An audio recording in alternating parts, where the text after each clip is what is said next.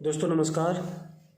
आप सबको पता है कि पंचकुला के सेक्टर 5 में एचपीएससी की अन्यायपूर्ण 35% क्राइटेरिया के खिलाफ हरियाणा के कुछ लड़के लड़कियां 29 दिसंबर से इस कड़ाके की ठंड में, जब आप घर से बाहर नहीं निकलना पसंद करते, वो खुले आसमान के नीचे टेंट लगा के धरने बैठे हुए हैं।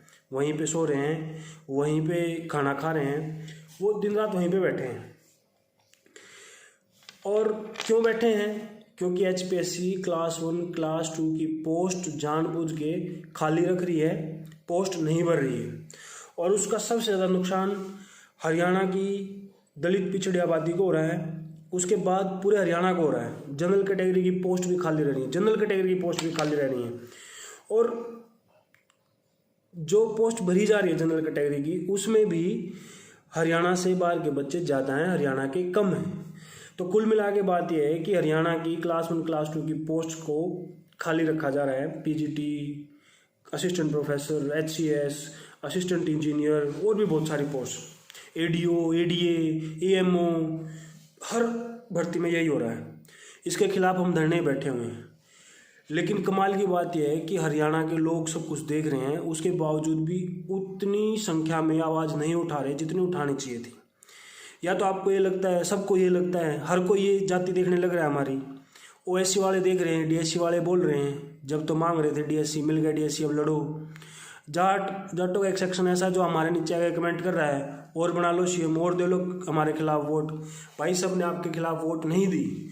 और दूसरा, इसमें सिर्फ दलित पिछड़े ही पिसेंगे ऐसा नहीं है, पूरा हरियाणा पिस रहा है।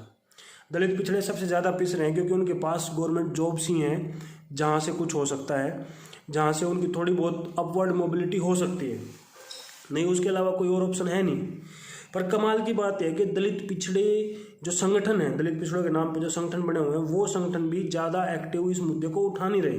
अब कुछ कुछ संगठन उठाने लगे हैं, मैं ये भी नहीं कर रहा बिल्कुल नहीं उठा रहे, लेकिन जितनी तनदेही से इस मुद्दे को उठाना चाहिए था, उस मुद्दे को नहीं उठाया जा रहा। और दलितों की हालत सबसे ज़्यादा खराब है। खराब इसलिए कि आपस में लड़ने में लगे हुए हैं। ओएससी डीएससी को खरी खरी सुना रहे हैं, डीएससी वाले ओएससी वालों को सुना रहे हैं। ओएससी वाले कह रहे हैं कि ये डीएससी लेना चाह रहे थे, मिल गया डीएससी, अब लग लो नौकरी। डीएससी वाले क्या कह रहे हैं कि तुम कह रहे थे कि पढ़े लिखे नौकरी लगेंगी, अब आगे मेरिट में, अब लग के दिखा दो नौकरी। अरे भाई, इस आर्गूमेंट में दोनों ही नहीं लग रहे। ये बात क्यों नहीं समझ में आ रही आपको? नुकसान सबको हो रहा है। ये बात आपकी दिमाग में क्यों नहीं घुस रही, आपके भेजे में क्यों नहीं घुस रही? दूसरी तरफ कुछ लोग ऐसे हैं जो अभी जो सरकार में मंत्री हैं, अलग अलग मंत्रियों के साथ दोस्ती है जिनकी, किसी की दोस्ती रणवीर गंगवा जी के साथ है, किसी की दोस्ती बेदी जी के साथ है, किसी की दोस्ती पंवार जी के साथ है, किसी की दोस्ती खुद सीएम जी के साथ है। उनको लग रहा है कि हमारे मंत्रियों, मुख्यमंत्रियों के खिलाफ क्यों बोल रहे हो? भाई, हम किसी के खिलाफ नहीं बोल रहे हैं। हम इतनी सी बात कर रहे हैं कि ये खुद को दलित पिछड़ों के नेता कहने वाले लोग कैबिनेट मिनिस्टर भी हैं, खुद चीफ मिनिस्टर भी हैं, लेकिन उसके बावजूद आरक्षण की हत्या हो रही है। आरक्षण की पोस्ट, जो रिजर्व कैटेगरी की पोस्ट हैं, वो पोस्ट नहीं भरी जा रही। और इस पे हम ना बोले तो क्या करें? फिर कुछ लोग ऐसे हैं जो ये कह रहे हैं कि तुम्हारे से 35% भी नहीं लिए गए। भाई, 35% का मामला नहीं है। आपके दिमाग में ये बात क्यों नहीं आ रही? अगर इनको मेरिट से लगाने होते तो यूनिवर्सिटीज़ में भी लगाते। हरियाणा में अभी जितनी भी यूनिवर्सिटीज़ हैं, सभी यूनिवर्सिटीज़ में जो प्रोफेसर, असिस्टेंट प्रोफेसर लगे हुए हैं, वो कैसे लगे हुए हैं? वो सिर्फ इंटरव्यू के बेस पे लगे हुए हैं। ये एपीआई स्कोर, पीएचडी का स्कोर, एमए का स्कोर, बीए का स्कोर और रिसर्च पेपर्स, उसके बावजूद वो सिर्फ इंटरव्यू पे लगे हुए हैं। उनका कोई सब्जेक्ट नॉलेज टेस्ट नहीं हुआ। बहुत सारी यूनिवर्सिटीज़ में तो स्क्रीनिंग भी नहीं हुआ। अभी दिल्ली यूनिवर्सिटीज़ में भर्तियां चल रही हैं अलग अलग कॉलेजेस में, पिछले 2-2.5 साल से सिर्फ इंटरव्यू पे लग रहे हैं। जिन बच्चों ने पीजी किया प्लस नेट हो गया, और वो असिस्टेंट प्रोफेसर लगे हुए हैं, हमारे नॉन भी लगे हुए हैं, उनकी जान पहचान थी, वो लग गए। पर्ची से लगे हैं, जो ये करें ना, बिना पर्ची बिना खर्ची। भाई, पर्ची से लगे हैं, हम जानते हैं इन लोगों को, और सब पूरा हरियाणा जानता है इन लोगों को कि पर्ची से लोग लगे हुए हैं। जेएनयू में, डीयू में, अभी एमडीयू में भी लगेंगे पर्ची से लोग, खर्ची से भी लगेंगे। तो प्लीज़, ये जो पर्ची खर्ची का नारा है, जिनको लग रहा है कि ऐसा है, या तो आप बहुत भोले हैं या आप मूर्ख हैं। आपको मूर्ख बनाया जा रहा है। जो सरकार कह रही है आप उसको मान रहे हैं, और मैं नहीं मानता कि हरियाणा के लोग मूर्ख हैं। हरियाणा के लोग जानबूझ के ऐसा कर सकते हैं, झूठ बोल सकते हैं। मूर्ख नहीं हो आप बिल्कुल भी, इतना मेरे को भरोसा है। दूसरा, बहुतों को लग रहा होगा कि भाई सबकी नौकरीदारी, आप दलित पिछड़ों की बात क्यों कर रहे हो सिर्फ? मैं इसलिए कर रहा हूँ कि बार बार दलित पिछड़ों को ये बताया जाता है कि सरकार तुम्हारी एससी बीसी की सरकार है, एससी बीसी की सरकार, ओबीसी सीएम है, ऐसे कैबिनेट मिनिस्टर हैं।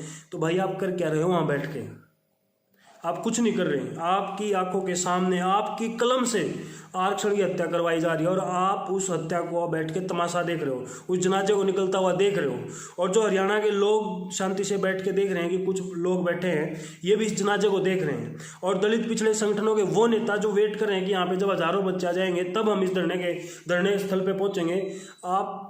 अगर आपके दिमाग में सच में ऐसा चल रहा है तो आप बाबा साहब की बात करना बंद कर दो, आप महात्मा ज्योतिबा फुले की बात करना बंद कर दो, आप माता सावित्रीबाई फुले का नाम लेना बंद कर दो। क्योंकि उन लोगों ने इस चीज़ का इंतजार नहीं किया कि हजारों लोग जब उनके स्वागत के लिए होंगे तभी वो किसी मुद्दे पे बोलेंगे। उन्होंने बस ये देखा कि ये मुद्दा समाज के लिए ठीक नहीं है, हमें इस मुद्दे पर लड़ना चाहिए, तो वो पहुंच गए, चाहे बेशक अकेले पहुंचे हों। ज्योतिबा फुले और माता सावित्रीबाई फुले को तो घर से भी निकाल दिया गया था, उसके बावजूद वो लड़े। और हमारे बाप दादा को जिनको वो पढ़ा रहे थे वो उनको मारने के लिए चले गए थे, उसके बावजूद वो लड़े, क्योंकि उनको ये पता था कि इनको नहीं है अकल। तो जो नौजवान अभी घरों पे बैठे हैं उनको गरियाना बंद करो, ये जितने भी नेता लोग हैं, सामाजिक नेता, उनको गाली देना बंद करो। ये डरे हुए लोग हैं और ये इसी सिस्टम ने डराए हैं, इसी सिस्टम ने इनके अंदर डर पैदा किया है कि अगर तुम बोले तो तुम्हें नौकरी नहीं करने दी जाएगी, अगर तुम बोले तो आगे किसी भर्ती में तुम्हारा सिलेक्शन नहीं होगा। तो इतने ज़्यादा डरे हुए लोग हैं कि हमारे व्हाट्सएप ग्रुप्स में रिएक्शन भी नहीं देते। मुश्किल से ऐसा भी नहीं है कि लोग एक्टिव नहीं हैं। हर भर्ती के बाद जब भी इन्होंने गड़बड़ की, एएमओ में गड़बड़ की, बच्चे एचपीएससी ऑफिस गए, चेयरमैन सर से मिले, सरकार से मिले, एडीए में भर्ती की तो भी बच्चे बोले, एचएस में भर्ती में गड़बड़ हुई तो भी बच्चे की आंदोलन किए, सब कुछ किया है। ऐसा नहीं है कि बच्चे नहीं बोले, हर भर्ती में गड़बड़ी के बाद बच्चे बोले। मैथ का रिजल्ट आया, जब मैथ का पेपर दिया, इतना खराब पेपर बनाया कि जानबूझ के फेल करने के लिए वो बच्चे मिलने गए थे चेयरमैन सर से। पीजीटी कंप्यूटर साइंस की भर्ती नहीं हो रही इतने दिन से, वो बच्चे चेयरमैन सर से मिलने गए थे। सब एफर्ट कर रहे हैं अपनी तरफ से। ऐसा नहीं है कि बच्चे नहीं बोल रहे, सारे डरे हुए हैं। कुछ लोग हैं जो नहीं डरे हुए, या डरे हुए हैं तो वही वाली बात है कि डर सबको लगता है, गला सबका सूखता है, वो फिर भी लेकिन लड़ रहे हैं, उस डर से आगे बढ़े हुए हैं। लेकिन बड़ी आबादी डरी हुई है। उनका डर ये जो सामाजिक नेता हैं, ये जो पॉलिटिशियंस हैं, आप लोग ही निकाल सकते जब आप इस मुद्दे पे खुल के बोलोगे। बोल रहे हैं आप, बहुत सारे लोग बोल रहे हैं, लेकिन और ज़्यादा बोलने की ज़रूरत है, क्योंकि ये छोटा मुद्दा नहीं है। हजारों पोस्ट खाली रखी गई, हजारों पोस्ट, और एक एक पोस्ट बहुत मायने रखती है। सालों तक तैयारी करते हैं, 6-7 साल से तैयारी कर रहे हैं इन एग्जाम्स के बच्चे, तब जाके एक पोस्ट आती है। पीजीटी कंप्यूटर साइंस वालों के साथ तो इतना भद्दा मजाक किया चेयरमैन सर ने।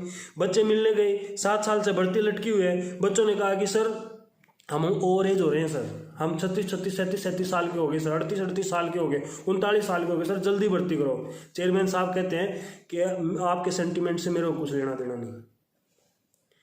जिस इंसान को हमारे सेंटिमेंट से कोई लेना देना नहीं है, वो इंसान क्यों है उस पद पे? ये बात आपको परेशान क्यों नहीं करती जब हमें परेशान कर रही है? तो दूसरी बात, जो सरकार कह रही है कि हम मेरिट पे भर्तियां कर रहे हैं, हमारे बच्चे बाहर निकल रहे हैं, लग रहे हैं, बाहर के बच्चे यहाँ लग रहे हैं, इसमें क्या गलती होगी? साहब गलती होगी।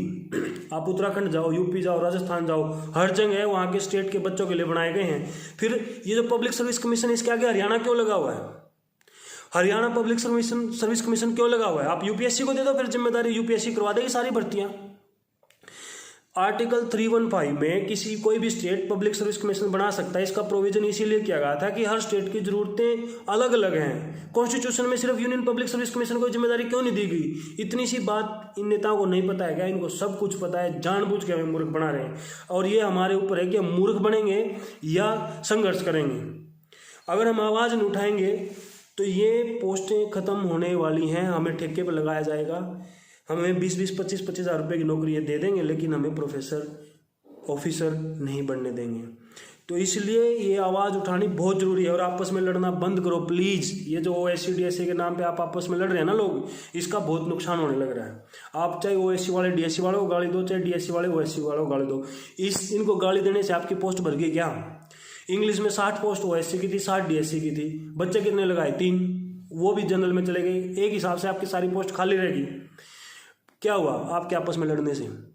तो आप आपस में लड़ो, उससे कोई दिक्कत नहीं, हर घर में तकरार होती है। लेकिन जब बाहर से घर पे हमला होता है तब तो इकट्ठे हो जाते हैं परिवार वाले, या तब भी इकट्ठे नहीं होते, हर परिवार इकट्ठा होता है। तो ये आपकी इंटरनल लड़ाई है, इसको लड़ते रहना, मैं नहीं मना कर रहा, आप मत लड़ो, लेकिन आज इकट्ठे हो जाओ। जिस आरक्षण के बाइफरकेशन पे आप लड़ रहे हो, उस आरक्षण पे ही खतरा है। अगर वही नहीं रहेगा फिर किसका सिर फोड़ोगे आपस में, एक दूसरे को गाली देते रहना कि तुम्हारी वजह से हो गया, तुम्हारी वजह से हो गया, लेकिन हाथ कुछ नहीं आएगा। तो इसलिए लड़ाई सबकी है और सबको लड़नी पड़ेगी, पूरे हरियाणा को लड़नी पड़ेगी ये लड़ाई, सिर्फ दलित पिछड़ों को नहीं लड़नी, सबको लड़नी पड़ेगी। बाकी लोग बोल ही नहीं रहे, तो जब तक आप नहीं बोलोगे तब तक ये सरकार नहीं सुनेगी। और ये सरकार तो सिर्फ बोलने से भी नहीं सुनती, बहुत जोर से चिल्ला चिल्ला के हजारों बार बोलना पड़ता है तब जाके सुनती है। तो इसलिए आप हमारे संघर्ष में हमारा साथ दो प्लीज़। और अगर आप पंचकुला धरने पे नहीं आ सकते कोई बात नहीं, आप हम पर्चा ले लो, हमारे पास व्हाट्सएप करो, हम आपके पास पर्चा भेजेंगे, उसको निकालो, गांव में बांटो, आप जिस शहर में जाते हो आपके आसपास कोई भी कस्बा उसमें बांटो, बड़ा शहर है उसमें बांटो, छोटे छोटे प्रदर्शन करो, 10 आदमी इकट्ठे होकर स्टेटमेंट डाल दो, घर पे खड़े होकर स्टेटमेंट डाल दो, नारा लगा दो, उसकी वीडियो सोशल मीडिया पर डाल दो, एसडीएम को ज्ञापन दे दो, तहसीलदार को ज्ञापन दे दो। आप बहुत कुछ कर सकते हो, ये मत सोचो कि आप कुछ नहीं कर सकते। आप जब घर पे बैठ के इंस्टाग्राम पे रील्स स्क्रॉल कर रहे होते हो, यूट्यूब पे शॉर्ट्स स्क्रॉल कर रहे होते हो, फेसबुक पे रील्स स्क्रॉल कर रहे होते हो, आप वहाँ पे हमारी वीडियोस भी स्क्रॉल कर सकते हो। हमारे भी इंस्टाग्राम पे भी हमने चैनल बना रखा है, यूट्यूब पे बना रखा है, फेसबुक पे भी बना रखा है। आप लिखोगे HPSC35 तो भी आ जाएगा, HPSC स्कैम लिखोगे तो भी आ जाएगा, HPSC एस्पिरेंट्स लिखोगे तो भी आ जाएगा। तो आप उनको भी शेयर कर सकते हो, अपने यार दोस्त सबको शेयर करो और इस बात को हर आदमी कान तक पहुंचा दो कि हरियाणा के क्लास 1 क्लास 2 की पोस्ट जानबूझ के खाली रखी जा रही हैं। हरियाणा का ही CM होते हुए, पूरी कैबिनेट हरियाणा की होते हुए, OBC मुख्यमंत्री होते हुए आरक्षण को कत्ल किया जा रहा, कत्ल किया जा रहा आरक्षण का। और कुछ तो OBC नेता ऐसे हैं, रामचंद्र जांगड़ा जी, आपको जाटों को हिस्ट्री खोद खोद के जाटों को गाल देने के लिए तो आ जाते हो आपको ये दिख नहीं रहा है क्या फर्जीवाड़ा चल रहा है आपकी सरकार में।